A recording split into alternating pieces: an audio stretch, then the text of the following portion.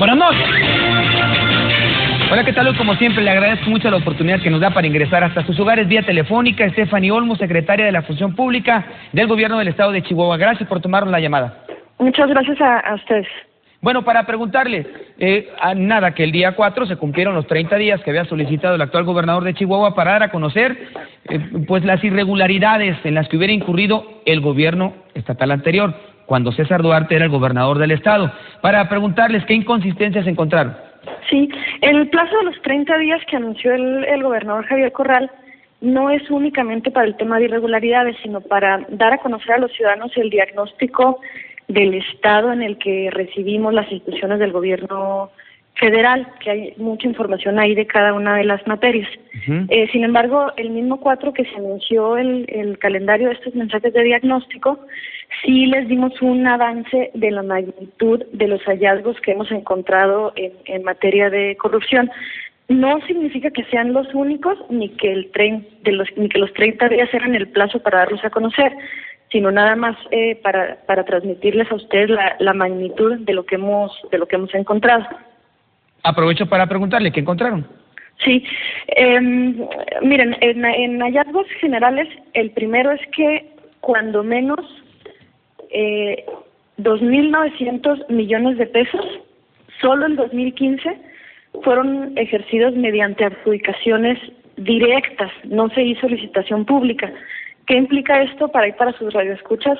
Que en esa cantidad de dinero que se ejerció, pues no se hizo concurso y por tanto no se garantizaron al Estado las mejores condiciones en cuanto a calidad, precio y financiamiento. Ese es un primer hallazgo general. El segundo tiene que ver con empresas fantasmas, que son estas empresas que se crearon solo para recibir pagos de gobierno, que en realidad no tenían actividad comercial previo ni posterior a los pagos que les hizo el gobierno. Aquí, solo para dar una idea, hablábamos que en una sola de las secretarías y solo en el 2015 hay pagos de alrededor de 500 millones de pesos a empresas con estas naturalezas. Otro hallazgo de los hallazgos generales es que entre junio y septiembre de este año causaron baja de gobierno del estado alrededor de 500 personas. De muchas de estas personas presumimos que son lo que se conoce comúnmente como aviadores, en razón de que no obran en registros oficiales, no hay registro de su asistencia, no firmaban oficios ni enviaron correos electrónicos. Algunos de ellos ni siquiera los conocen las personas de las áreas a las que supuestamente estaban adscritos, y esto fue en todo gobierno. Otro hallazgo que se transmitió, uno de los más serios también, es que durante todos los 6 años de la administración, la Secretaría de Hacienda retuvo ilegalmente parte de la compensación a los empleados de gobierno de mandos medios y superiores. ¿Quiénes son estos? Puestos de jefe de departamento y superiores, directores de área, coordinadores. Esto se hacía a través de Hacienda. Hacienda retenía esta cantidad y era posteriormente entregada al Partido Revolucionario Institucional. Estos no es que sean los únicos hallazgos ni los más graves, sino son un avance preliminar para que los ciudadanos sepan qué tipo de hallazgos estamos encontrando. Bien, le quisiera preguntar, dice que en una sola secretaría se adjudicaron de manera directa 500 millones de pesos para empresas que no existían ni antes ni después, solo para cobrar ese dinero y después, adiós. Ni siquiera hay el registro de qué tipo de servicio pudo haber prestado al Estado. ¿Qué secretaría es? Sí, le comentábamos en el mensaje del 4 de octubre que estamos siendo muy cuidadosos de no mencionar ahorita directamente nombres de responsables ni número de expedientes, por dos motivos. Miren, el primero es que estamos privilegiando más que nada que estas personas que cometieron este tipo de actos tengan responsabilidad, que en algunos casos es administrativa y en otra penal, y que conforme vayamos presentando las denuncias, que será próximamente, vamos a ir dando ya el detalle de los casos. Pero aunque entendemos la inquietud ciudadana por conocer tal cual los nombres, lo que vamos a privilegiar es la estrategia jurídica de los casos, porque buscamos 2 cuestiones: una, que sean sancionados estos hechos, y otra, que en medida de lo posible se resarza el daño al Estado y que se puedan reincorporar estos recursos. Bueno, lo que pasa es que queda la impresión de que no hay muchos avances, y le voy a explicar por qué.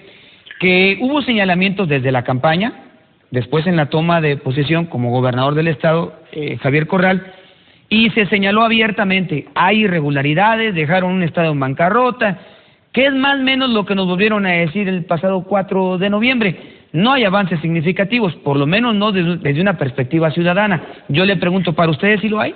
No, naturalmente lo hay, y lo verán viendo conforme se finquen las responsabilidades administrativas y penales. Este tema que le comentaba de la retención de Hacienda era algo que no era conocido. Naturalmente es una práctica que realiza el partido, pero no con este nivel de claridad. Entendemos que se quisiera tener más datos, pero vamos a privilegiar en todos los casos la estrategia jurídica y la presunción de la inocencia de los involucrados que vamos a estar señalando por la vía penal y por la administrativa. Muy bien, Stephanie Olmos, secretaria de la Función Pública del Gobierno del Estado de Chihuahua, le agradezco me tome la llamada. ¿Cuándo será el próximo encuentro con ustedes para saber ya cuándo proceden penalmente o administrativamente contra exfuncionarios del gobierno estatal anterior? En la siguiente semana, sector. Bueno, pues ya faltan algunos cuantos días. Estaremos muy al pendiente, gracias. Sí, para servirle. Bien, bueno, vía telefónica yo cuento ahora con la comunicación con Guillermo Dowell, presidente del PRI en el estado de Chihuahua. Le agradezco me tome la llamada. Al contrario, muy agradecido del espacio que nos brinda. Buenas tardes. Para preguntarle, ¿se desviaban recursos públicos? ¿Se les retenían parte de las compensaciones a trabajadores del gobierno del estado de mandos medios o de mandos directivos para enviarlos directamente a alimentar las arcas del PRI, señor?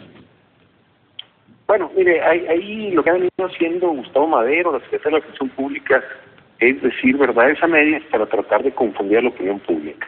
En los estatutos de todos los partidos de México se establece que los funcionarios públicos que lleguen a su cargo por esos partidos tienen el deber, la obligación con el gasto de sus partidos.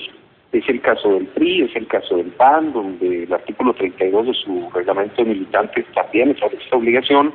El caso de Morena, donde incluso llega el 50% del monto de los salarios.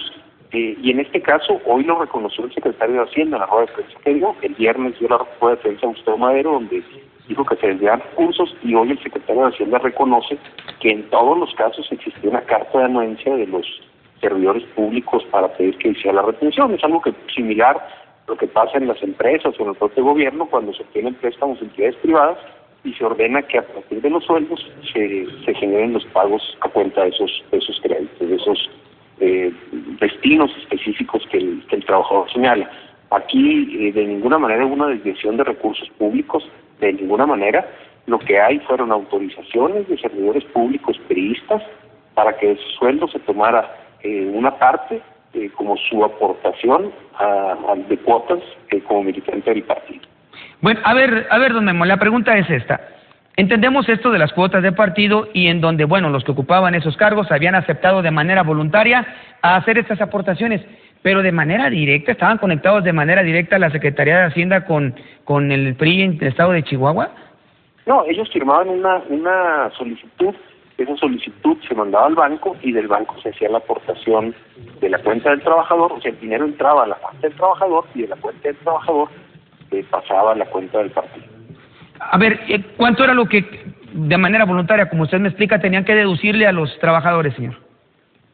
Hasta un 5%, pero bueno, las cantidades que mencionan son exageradas. No tengo yo el dato en este momento de todos los años, pero en este año, por ejemplo, el máximo que puede recibir el PRI de cuotas de militantes en el estado de Chihuahua es de 2.800.000. Entonces las cantidades que mencionan, bueno, están fuera de toda realidad. Pues lo que pasa es que hay unas versiones que dicen que más que un 5 era el 10%. Bueno, el monto que se ha venido contribuyendo es del 5%, de acuerdo con estatutos. Bien, bueno, ¿alguna otra precisión respecto a lo declarado el viernes por Gustavo Madero y en su caso por Stephanie Olmos?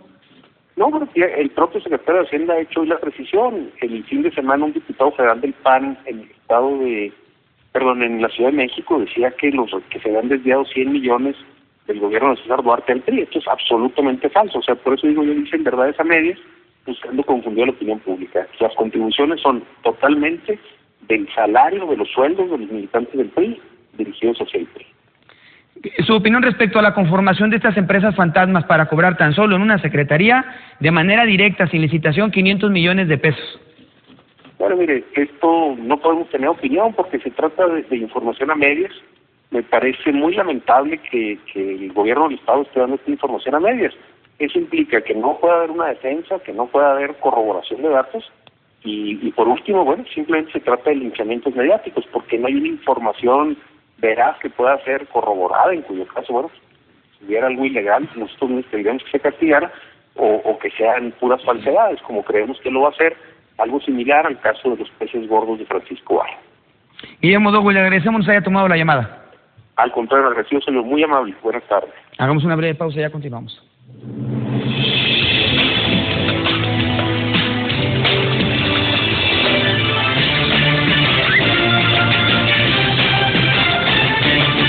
Te dije que no llegaras tarde y ya no fuimos con mis papás. No te preocupes. Afortunadamente pintaste con Painter Select, que es lavable. Nueva Painter Select, miles de colores. La puedes usar para interior. Tarjeta martillazo y 275 en la compra de una cubeta. De venta solo en... Muy tempranito, iniciamos nuestro día para que tú inicies el tuyo. Escoge y disfruta el momento con tu Andati favorito. Chocolate, cappuccino o americano. Como Andati Intenso, con más cafeína y el intenso sabor del café para un máximo despertar. Tú eliges Andati clásico o intenso. Andati, disfruta cada momento. Detrás de los 27,000 niños que se atienden en Teletón está la unión de estas marcas.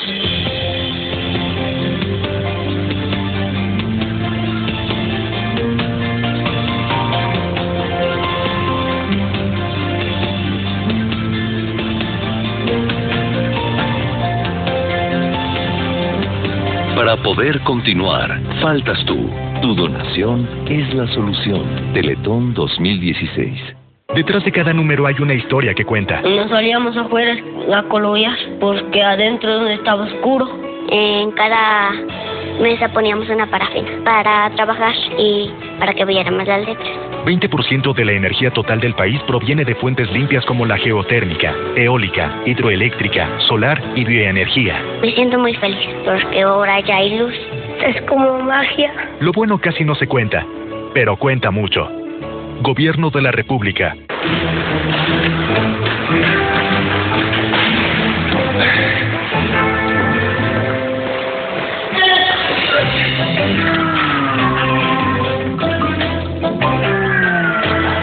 Vamos. No te quedes fuera. Si tu INE no tiene un 18 en los recuadros de atrás, ya no es vigente y tienes que renovarla. Si no tiene números, checa su vigencia en la parte de enfrente. Contigo, México es más. Súmate. Instituto Nacional Electoral, INE.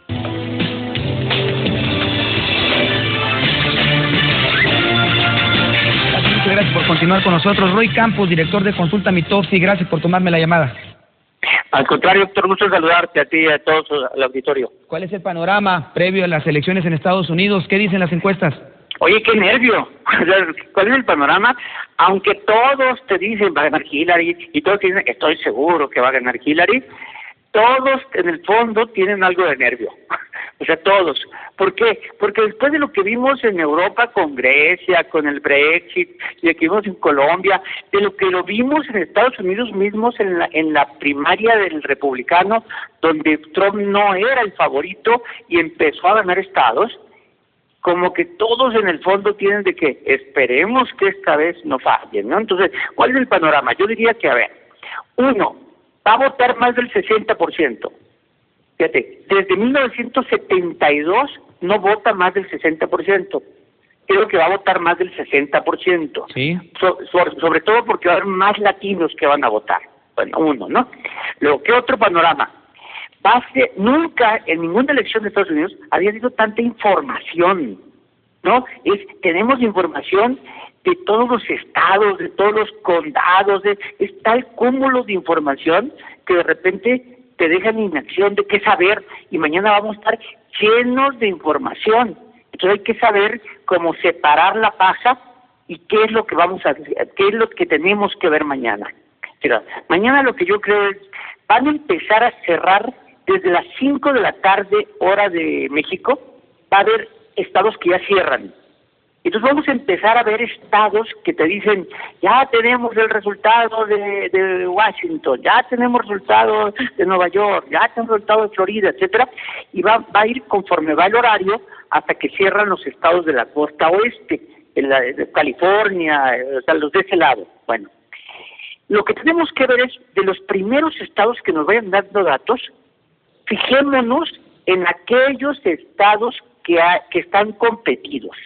Si nos dicen, DC, ganan los demócratas, pues no nos dice nada, porque ya sabíamos que iban a ganar demócratas, ¿no? Si nos dicen New Hampshire, si nos dicen cosas que ya sabíamos, pues no los pelemos.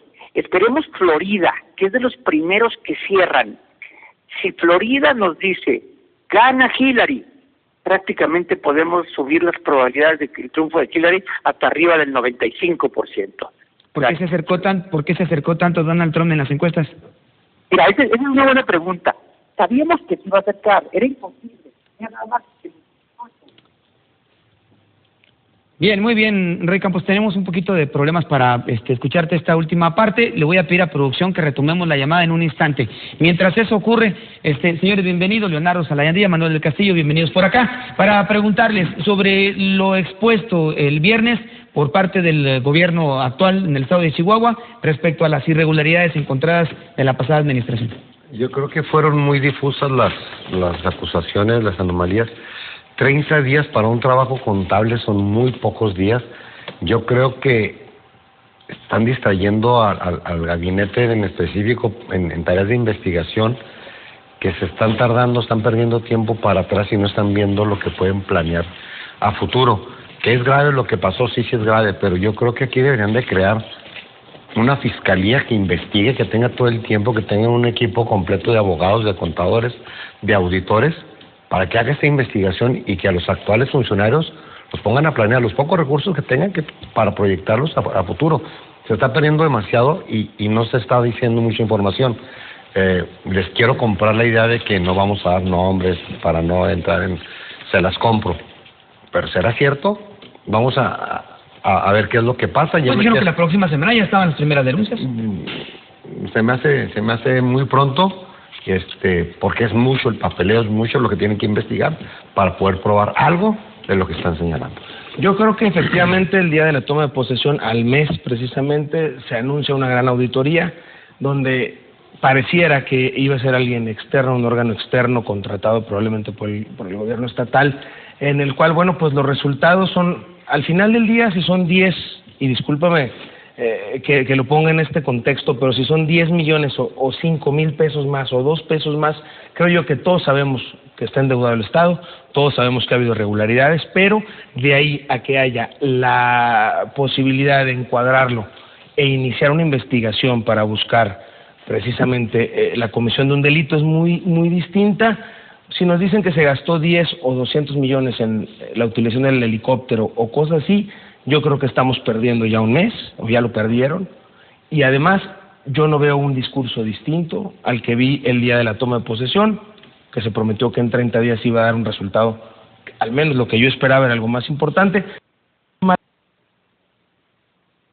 En muchas partes, ¿por qué no se ha iniciado nada en las instancias locales, donde el enriquecimiento ilícito, entre otros tantos delitos, son de competencia local? En tu opinión, César Duarte podría liberar la cárcel, porque hasta ahorita en concreto no se ve nada, aunque sea del dominio público, ranchos, gente en la cárcel, durante su periodo como gobernador.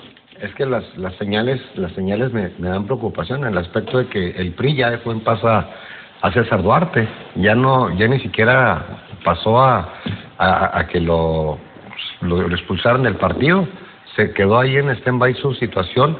En la PGR la investigación contra Duarte sigue durmiendo el sueño de los justos, y aquí están tardándose en claro que no hay prisa, pero yo veo muy lento esto y estamos perdiendo mucho tiempo, repito, en lo que en la causa principal. La bandera de la campaña de Javier Corral fue meter a Duarte a la cárcel.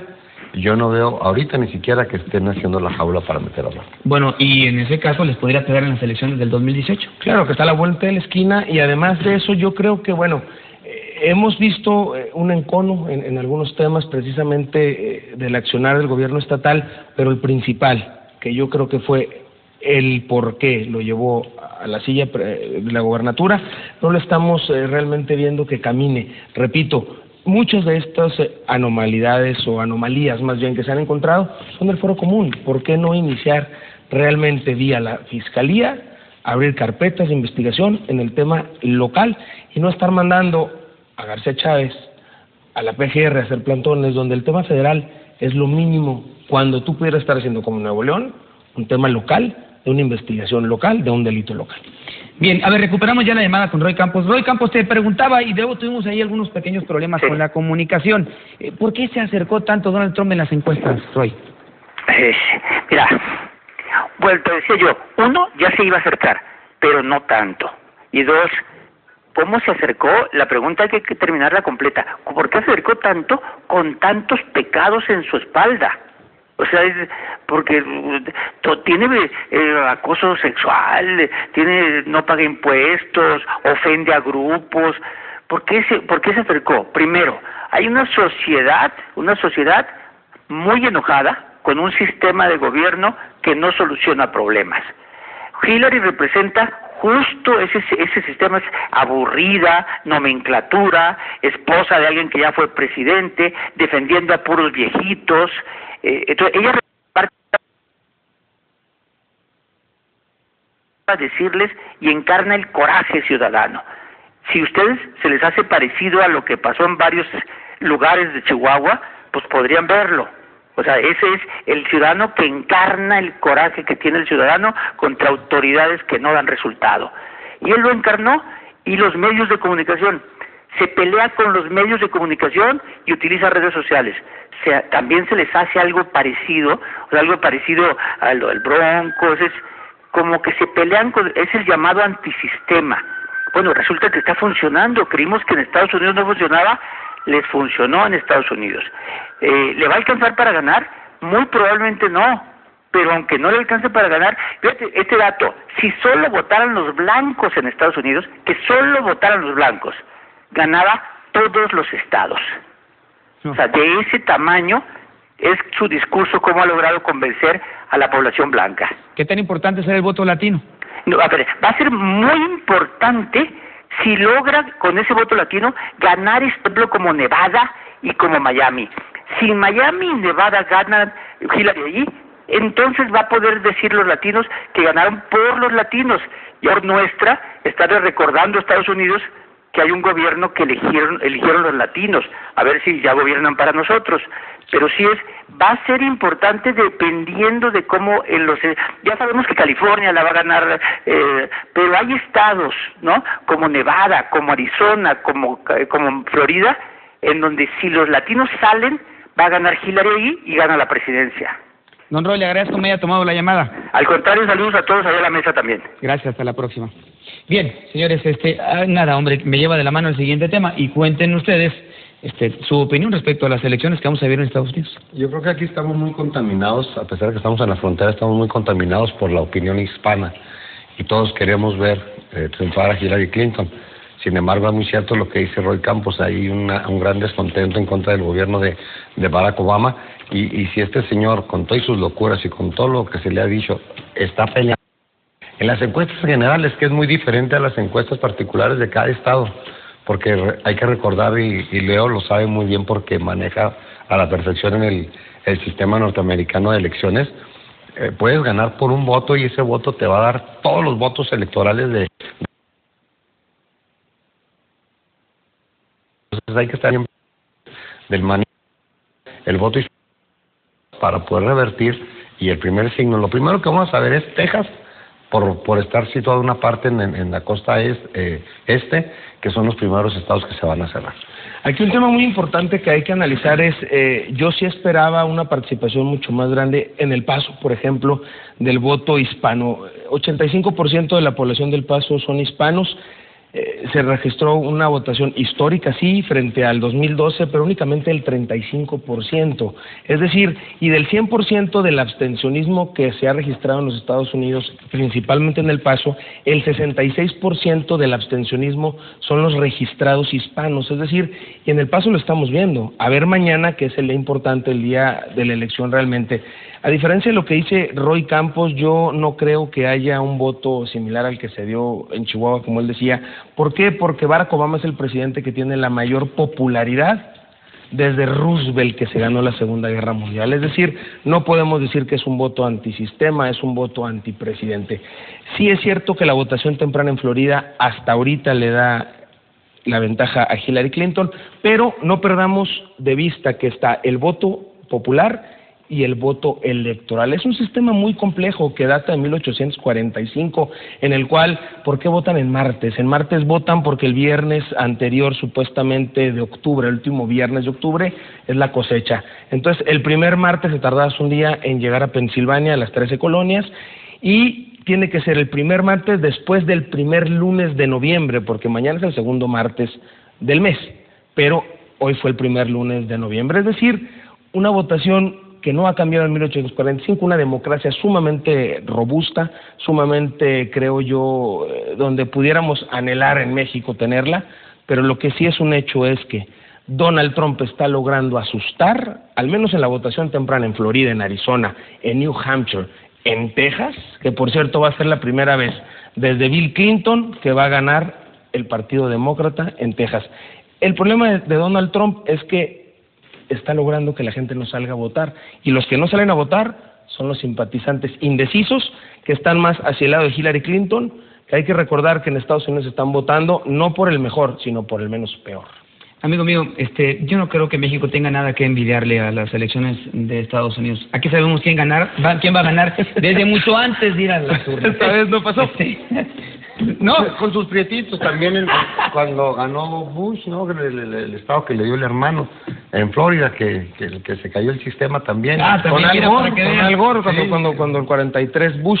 Pero lo que es, a mí me preocupa, comparando un poquito lo que está pasando, que Peña Nieto hoy salga a declarar que ha instruido a José Antonio Meade Curibreñas, secretario de Hacienda, para que se pongan totalmente alertas, y Agustín Carsten del Banco de México dice que lo están viendo porque en un eventual triunfo de Donald Trump están vaticinando que el dólar se vaya a 22 pesos con 50 centavos. Bueno, tendrían a quien echarle la culpa de esos desafíos. Sí, pero ¿para qué? Y lo invitaste hace poco y corriste al secretario de Hacienda por eso. Así es, yo creo que lo veo más delgado a Carsten después de este llamado. Estoy más delgado. Dicen que no le importa mucho el peso, ¿eh? No, la verdad. Les agradezco mucho su ironía, su sarcasmo y también sus opiniones, señor. Gracias. Hasta la próxima, gracias. Hasta la próxima también estaré allá en Capitán.